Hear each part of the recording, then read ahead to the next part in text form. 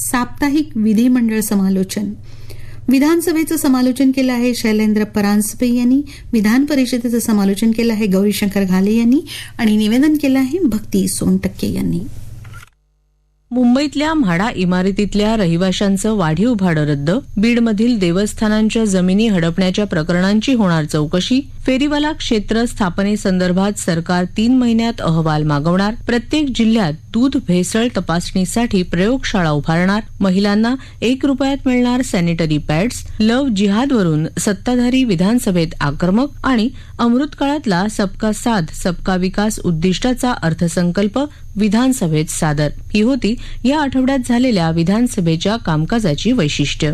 विधानसभेमध्ये हा आठवडा अर्थसंकल्पाच्या सादरीकरणानं आणि महिला दिनाच्या निमित्तानं महिला धोरणावर झालेल्या चर्चेनं गाजला. सोमवारी आणि मंगळवारी सुट्टी असल्यानं केवळ 3च दिवस कामकाज होऊ शकलं. 3ही दिवसांच्या कामकाजात विरोधकांनी अवकाळी पावसामुळे शेतकऱ्यांच्या झालेल्या नुकसानीबद्दल सरकार असंवेदनशील असल्याची टीका केली. सरकारनं विरोधकांचे हे मगरीचे अश्रू असून तातडीनं पंचनामे केल्याविना मदत देता येत नाही हे विरोधकांनाही माहीत आहे असं स्पष्ट करत तुमच्या महाविकास आघाडीच्या काळात जाहीर केलेली मदतही शेतकऱ्यांना आमच्या सरकारनं दिलेली आहे याकडे लक्ष वेधलं. बुधवारच्या कामकाजामध्ये प्रश्नोत्तराच्या तासाला सुरुवातीला जयंत पाटील यांच्यासह रईस शेख, बाळासाहेब आजबे, अनिल पाटील, संदीप क्षीरसागर आदी आमदारांनी बीड जिल्ह्यातल्या आष्टी तालुक्यातल्या देवस्थानच्या इनामी जमिनी हडपण्याच्या प्रकरणावरील तारांकित प्रश्न सभागृहात मांडला होता. उपमुख्यमंत्री देवेंद्र फडणवीस यांनी हे जमीन हडपण्याचं रॅकेट असून त्याबद्दलचा प्राथमिक तपास 4 महिन्यात पूर्ण करण्याचे आदेश आपण लाचलुचपत प्रतिबंधक विभागाला देत असल्याचं जाहीर केलं. रईस शेख यांनी लक्षात आणून दिलेल्या वक्फ जमिनींबद्दलही तपासून योग्य ती कारवाई केली जाईल असंही फडणवीस यांनी सांगितलं. चेंबूरचे आमदार प्रकाश फातर्पेकर यांनी तारांकित प्रश्नाद्वारे फेरीवाल्यांचा होणारा उपद्रव, त्यांनी घेतलेले अनधिकृत वीज जोड आणि त्यातून अपघात होण्याची भीती याविषयीचे प्रश्न उपस्थित केले होते. विधानसभा अध्यक्ष राहुल नार्वेकर यांनी फेरीवाल्यांच्या संदर्भात सर्वोच्च न्यायालयाने टाउन वेंडिंग कमिटी स्थापन कराव्यात आणि त्यामार्फत हॉकिंग झोन्स किंवा फेरीवाला क्षेत्र स्थापन करावेत असं सांगितल्याचं निदर्शनाला आणून दिलं. त्यानुसार फडणवीस यांनी सर्व महापालिकांना आणि स्थानिक स्वराज्य संस्थांना या संदर्भातील सूचना देऊ असं आश्वासन दिलं. आमदार संजय केळकर, सुनील राणे, कालिदास कोळंबकर, प्रताप सरनाईक आणि प्राजक्त तनपुरे या सदस्यांनीही या विषयावर आपापली मतं मांडली. प्रश्नोत्तराच्या तासामध्ये अमीन पटेल, अबू आझमी, अतुल बेनके, अतुल भातखळकर, संजय पोतनीस या आमदारांनी मुंबईतल्या म्हाडा इमारतींमध्ये राहणाऱ्या नागरिकांना घरभाडं वाढीव दरानं तसंच दंडासहित भरण्याच्या दिलेल्या नोटिसा हा प्रश्न उपस्थित केला होता. या तारांकित प्रश्नाला उत्तर देताना उपमुख्यमंत्री देवेंद्र फडणवीस यांनी घरभाडं वाढवण्याचा निर्णय रद्द करत असल्याची घोषणा केली. आंतरराष्ट्रीय महिला दिनानिमित्त विधानसभेचे अध्यक्ष राहुल नार्वेकर यांनी बुधवारच्या कामकाजात सर्व लक्षवेधी सूचना या महिला आमदारांनी मांडलेल्यात समाविष्ट केल्या होत्या.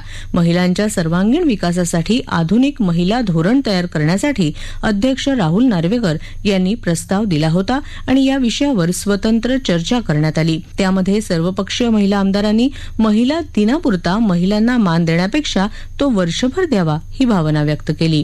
गुरुवारी प्रश्नोत्तराच्या तासाला सुरुवात होण्यापूर्वी पुण्यातल्या चिंचवड आणि कसबा या 2 विधानसभा मतदारसंघांच्या पोटनिवडणुकीतून विजयी झालेले नवनिर्वाचित आमदार अश्विनी जगताप आणि रवींद्र धंगेकर या दोघांचा शपथविधी विधानसभेमध्ये झाला. दुधात केली जाणारी भेसळ, त्यावर केलेल्या कारवाया आणि या विभागाकडे रिक्त पदांमुळे असलेली मनुष्यबळाची कमतरता या संदर्भात आमदार लहू कानडे, अतुल भातखळकर, असलम शेख आणि वर्षा गायकवाड यांनी विचारलेल्या तारांकित प्रश्नाला उत्तर देताना प्रत्येक जिल्ह्यात दूध भेसळ तपासणी प्रयोगशाळा सुरू करण्यात येईल अशी घोषणा अन्न आणि औषध प्रशासन मंत्री संजय राठोड यांनी केली. मुंबईत कांदिवली भागात भेसळयुक्त दूध जप्त करण्यात आलं होतं आणि त्यातील नमुन्यांची तपासणी करण्यात येत असून त्याचा अहवाल अद्याप प्राप्त झालेला नाही असंही राठोड यांनी सांगितलं. तसंच विभागातली रिक्त पदं 3 महिन्यात भरण्यात येतील असंही मंत्री राठोड यांनी स्पष्ट केलं. वित्तमंत्री देवेंद्र फडणवीस यांनी त्यांचा पहिला अर्थसंकल्प विधानसभेत सादर केला. अमृतकाळातील पहिला अर्थसंकल्प 5 ध्येयांवर आधारित आहे असं सांगून वित्तमंत्री देवेंद्र फडणवीस यांनी 5 क्षेत्रांसाठीची तरतूद जाहीर केली. त्यामध्ये शाश्वत शेती, समृद्ध शेतकरी, महिला, आदिवासी, मागासवर्ग, ओबीसींसह सर्व समाज घटकांचा सर्वसमावेशक विकास, भरीव भांडवली गुंतवणुकीतून पायाभूत सुविधा विकास, रोजगार निर्मिती, सक्षम, कुशल, रोजगारक्षम युवा आणि पर्यावरणपूरक विकास या 5 क्षेत्रांसाठी एकूण 5,47,450 कोटी रुपयांच्या खर्चाची तरतूद असलेला अर्थसंकल्प सादर केला. विधानसभेचं शुक्रवारचं कामकाज प्रश्नोत्तराच्या तासानं सुरू झालं. प्रश्नोत्तराच्या तासामध्ये नमिता मुंदडा यांनी तारांकित प्रश्नाद्वारे महिलांना सॅनिटरी पॅड्स पुरवण्याच्या संदर्भात प्रश्न विचारला होता. या विषयावर महिला दिनाच्या दिवशीही महिला धोरणाबद्दल झालेल्या चर्चेच्या वेळी उहापोह झाला होता. त्यामुळे भारती लव्हेकर, यामिनी जाधव, सुलभा खोडके, राजेश टोपे यांनी पुरवणी प्रश्न विचारले. ग्रामविकास आणि वैद्यकीय शिक्षण मंत्री गिरीश महाजन यांनी या संदर्भात सर्व संबंधितांची आठवडाभरात बैठक घेऊन महिनाभरात सॅनिटरी पॅड्स महिलांना पुरवले जातील असं जाहीर केलं. मात्र ते आजवर आपण 5 रुपयात देत होतो ते आता 1 रुपयात दिले जातील आणि ते स्वस्त धान्य दुकानातून द्यायचे की अन्य मार्गाने, हे सारे विषय या बैठकीतून चर्चेअंती ठरवू असंही त्यांनी सांगितलं. लव्ह जिहादच्या विषयावरून सभागृहात काही काळ गदारोळ झाला. त्यावेळी आमदार जितेंद्र आव्हाड यांनी हा विषय पॉइंट ऑफ प्रोसिजरच्या म्हणजेच कामकाजाच्या प्रक्रियेच्या मुद्द्याद्वारे सभागृहात मांडला आणि मंत्री मंगल प्रभात लोढा यांनी काल गुरुवारी चुकीची माहिती सभागृहाला दिली असा आरोप केला. ते म्हणाले की लव्ह जिहादची राज्यात 3,693 प्रकरणं आहेत, पण मंत्री महोदयांनी काल ती 1,00,000 असल्याची माहिती दिली आहे. पटलावर चुकीची माहिती गेल्यामुळे आपण हा मुद्दा मांडत असल्याचं त्यांनी सांगितलं. त्यावर योगेश सागर यांनी संतप्त होत लव्ह जिहादची प्रकरणं 1,00,000 असतील किंवा 3,000, आव्हाडांचा काय संबंध असा प्रश्न उपस्थित केला. आव्हाडांना लव्ह जिहादची बाजू घ्यायची का असं विचारून सागर यांनी आव्हाड यांना कोणाची वकिली करायची असा प्रश्न उपस्थित केला. मंत्री गुलाबराव पाटील यांनी संतप्तपणे आव्हाड यांना मुंब्र्यात निवडणूक लढवता म्हणून असे करताय का अशी विचारणा केली. आशिष शेलार यांनी आव्हाड यांच्या वक्तव्याला आक्षेप घेत विचारणा केली की आव्हाड यांनी मंत्री महोदयांवर विधान करण्यापूर्वी नोटीस दिली होती का? नसेल तर त्यांचे विधान कामकाजातून काढून टाकावे अशी मागणी त्यांनी केली. तसंच प्रकरण 1 असो की 1,00,000, एकाही हिंदू मुलीवर अत्याचार झाला तरी आम्ही त्याविरुद्ध आवाज उठवणार आणि लव्ह जिहादच्या विरुद्ध कायदा आणण्याबद्दल आग्रही राहणार असं सांगितलं. अखेर विरोधी पक्षनेते अजित पवार यांनी पीठासीन अधिकाऱ्यांना विनंती केली की सर्व सदस्यांचं म्हणणं त्यांनी मांडलं आहे, तुम्ही ते तपासून बघा आणि जे आक्षेपार्ह असेल ते कामकाजातून काढून टाका. राज्यात 4थं महिला धोरण आणणार उपमुख्यमंत्री फडणवीस. सभागृहात वैद्यकीय खरेदी प्राधिकरण विधेयक संमत. राज्यभरातील कलाकार आणि त्यांच्या कलेविषयी माहिती देणारं सांस्कृतिक विभागाचं पोर्टल सुरू करण्यात येईल. सांस्कृतिक मंत्री सुधीर मुनगंटीवार. हक्कभंग प्रकरणी सविस्तर लेखी खुलासा करण्यासाठी खासदार संजय राऊत यांना मुदतवाढ. राज्याचे मंत्री दीपक केसरकर यांनी विधान परिषदेत केला राज्याचा 2023-24चा अर्थसंकल्प सादर. जुन्या पेन्शनसाठी व्यवहार्य तोडगा काढणार देवेंद्र फडणवीस. शेतकऱ्यांच्या वीज दरात वाढ होणार नाही उपमुख्यमंत्री. ही होती या आठवड्यातल्या विधान परिषदेच्या कामकाजाची ठळक वैशिष्ट्य. बुधवारी दुपारी 12 वाजता विधान परिषदेच्या दुसऱ्या आठवड्याच्या कामकाजाला सुरुवात झाली. उपसभापती नीलम गोऱ्हे यांनी कामकाज पुकारताच विरोधी पक्षनेते अंबादास दानवे यांनी अवकाळी पावसाच्या मुद्द्यावर स्थगन प्रस्तावाची सूचना मांडली. काँग्रेस गटनेते सतेज पाटील यांनी नुकसान भरपाई देण्याच्या नियमांमध्ये शिथिलता आणून शेतकऱ्यांना सरसकट मदत द्यावी, तसंच तातडीची मदत म्हणून नुकसानीची 50% रक्कम नुकसानग्रस्त शेतकऱ्यांना द्यावी अशी मागणी केली. राष्ट्रवादी काँग्रेसचे शशिकांत शिंदे, शेकापचे जयंत पाटील यांनीही या मागणीला अनुमोदन देत पॅकेज जाहीर करण्याची मागणी केली. या चर्चेला संसदीय कार्यमंत्री चंद्रकांत पाटील यांनी उत्तर दिलं. अवकाळी पाऊस आणि गारपिटीमुळे नुकसान झालेल्या शेतकऱ्यांना मदत देण्यासाठी राज्य सरकार बांधील आहे. या शेतकऱ्यांना पूर्ण नव्या दरानं मदत दिली जाईल अशी ग्वाही चंद्रकांत पाटील यांनी सभागृहाला दिली.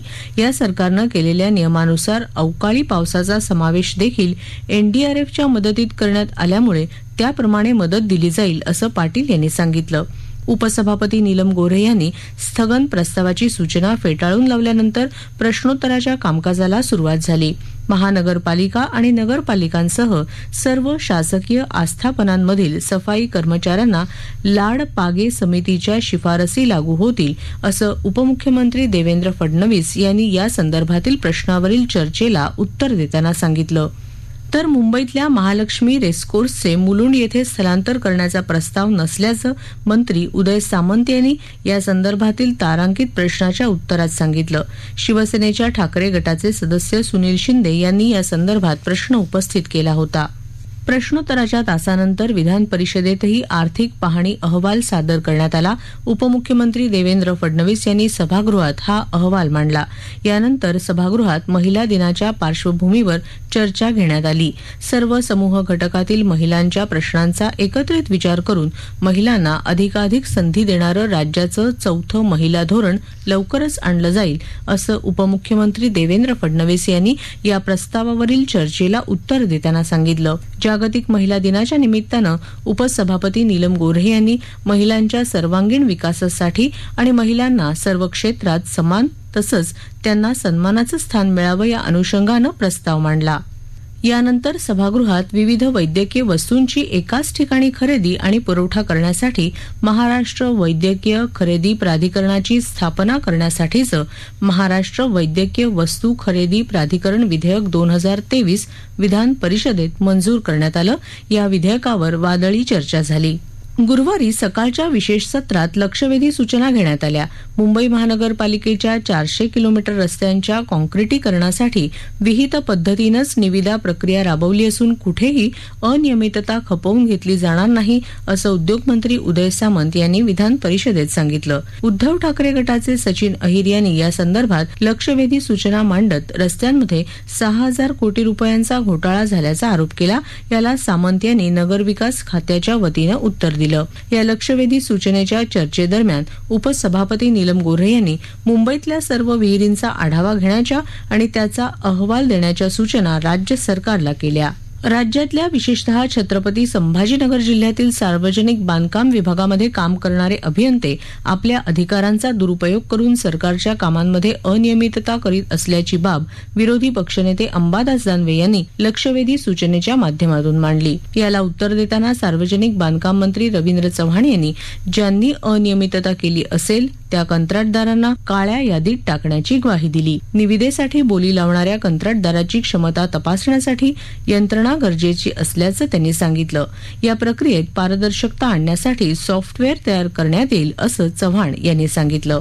राज्यभरातले कलाकार आणि त्यांच्या कलेविषयी माहिती देणारं सांस्कृतिक विभागाचं पोर्टल सुरू करण्यात येईल, अशी माहिती सांस्कृतिक मंत्री सुधीर मुनगंटीवार यांनी विधान परिषदेत प्रश्नोत्तराच्या तासात दिली. शाहीर कलावंतांच्या विविध मागण्यांबाबत विरोधी पक्षनेते अंबादास दानवे यांनी विचारलेल्या तारांकित प्रश्नाला ते उत्तर देत होते. राज्यात बियाणे उत्पादन क्षेत्रात पोषक वातावरण निर्माण करण्यासाठी जालना इथं बियाणे पार्क उभारण्याचं प्रस्तावित आहे. यासाठी स्थानिक लोकप्रतिनिधींसमवेत बैठक घेण्यात येईल, असं कृषी मंत्री अब्दुल सत्तार यांनी सांगितलं. राष्ट्रवादी काँग्रेसचे सदस्य सतीश चव्हाण यांनी याबाबतचा प्रश्न उपस्थित केला होता. विधिमंडळाबाबत आक्षेपार्ह विधान केल्याप्रकरणी उद्धव ठाकरे गटाचे खासदार संजय राऊत यांच्या विरोधात विधान परिषदेत मांडण्यात आलेल्या हक्कभंग प्रस्तावाच्या पार्श्वभूमीवर या संदर्भात सविस्तर लेखी खुलासा करण्यासाठी राऊत यांनी मागणी केल्याप्रमाणे मुदतवाढ देण्यात येत असल्याचं उपसभापतींनी जाहीर केलं.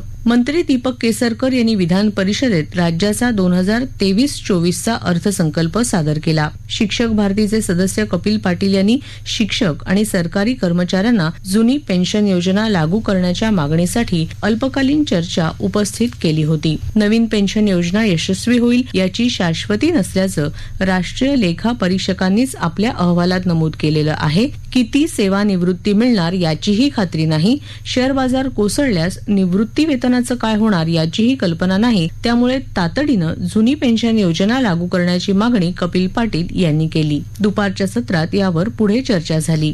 नोव्हेंबर 2005 नंतरच्या कालावधीत सेवेत रुजू झालेल्या राज्य सरकारी कर्मचारी आणि शिक्षकांना जुनी निवृत्तीवेतन योजना लागू करण्यासंदर्भात चर्चेच्या माध्यमातून व्यवहार्य मार्ग काढण्यासाठी राज्य सरकार पुढाकार घेईल, असं उपमुख्यमंत्री देवेंद्र फडणवीस यांनी आपल्या उत्तरात सांगितलं. यानंतर राज्यपालांच्या अभिभाषणावरील अभिनंदन प्रस्तावावरील चर्चेला उपमुख्यमंत्री देवेंद्र फडणवीस यांच्या उत्तराच्या भाषणानं सुरुवात झाली. महाराष्ट्राकडे गुंतवणूकदारांचा ओढा वाढत असून यावर्षी राज्य पुन्हा परदेशी थेट गुंतवणुकीमध्ये अव्वल स्थानी येईल, असा विश्वास फडणवीस यांनी व्यक्त केला. दाओसमध्ये झालेल्या सामंजस्य करारांपैकी 75% कराराच्या बाबतीत प्रगती झाल्याचं त्यांनी सांगितलं.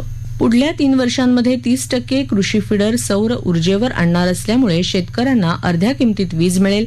यामुळे शेतकऱ्यांना दिवसा वीज मिळू शकेल असं फडणवीस म्हणाले. त्यांच्या उत्तरानंतर सभागृहाचं दिवसभराचं कामकाज संपलं. सोमवारी सकाळी 3ऱ्या आठवड्याच्या कामकाजाला सुरुवात होणार आहे. साप्ताहिक विधिमंडळ समालोचन श्रोते आता आपण ऐकत होतात. विधानसभेचं समालोचन लिहिलं होतं शैलेंद्र परांजपे यांनी, विधान परिषदेचं समालोचन लिहिलं होतं गौरीशंकर घाले यांनी आणि याचं वाचन केलं होतं भक्ती सोनटक्के यांनी.